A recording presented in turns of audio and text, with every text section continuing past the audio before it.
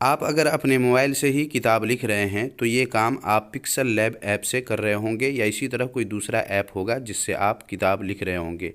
और आपने अपनी किताब के लिए अगर 50 सफ़हात लिख लिए हैं तो जब उन तमाम सफ़हात को किताबी शक्ल देंगे या दिए होंगे तो आपकी ये मुख्तसर सफ़हात वाली किताब 200 या 300 MB की हो गई होगी, जिसे शेयर करना या इतनी MB वाली किताब को डाउनलोड करना ज़रा मुश्किल होता है।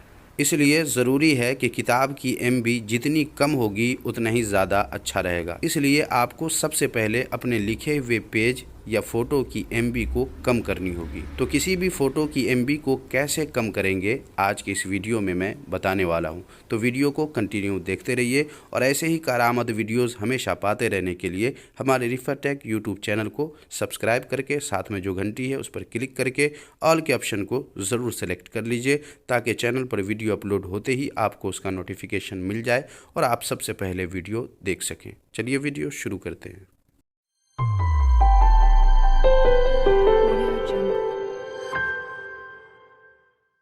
आओ कुछ नया सीखें। अपने मोबाइल में मौजूद किसी भी तस्वीर, किसी भी फ़ोटो की MB को कम करने के लिए किसी भी ऐप के डाउनलोड करने की ज़रूरत नहीं है, बल्कि अपने मोबाइल के ब्राउज़र को ओपन कर लेना है या होम स्क्रीन पर गूगल का ये सर्च बार होगा, आपको इसे ओपन कर लेना है। यहाँ आने के बाद सर्च बार पे आपको टच करना है और यहाँ पर आपको लिखना है iloveimage.com। iloveimage.com लिखना है और उसके बाद इसे सर्च कर देना है। जैसे ही टच करेंगे आप यहाँ पर आ जाएंगे और यहाँ आने के बाद सबसे पहले आप देख लें कंप्रेस इमेज है, आपको इसी पे टच करना है। जैसे ही टच करेंगे आप इस पेज पे आ जाएंगे और यहाँ पर देख लें सिलेक्ट इमेज है, आपको इस पे टच करके अपनी गैलरी से वो तस्वीर ले लेना है जिसकी MB को आप कम करना चाहते हैं। मसलन मैं इस फ़ोटो को ले लेता हूँ और उसके बाद आपको फ़ोटो की MB कम करके दिखा देता हूँ। तो मैंने सेलेक्ट कर लिया है और उसके बाद डन पे टच कर देना है।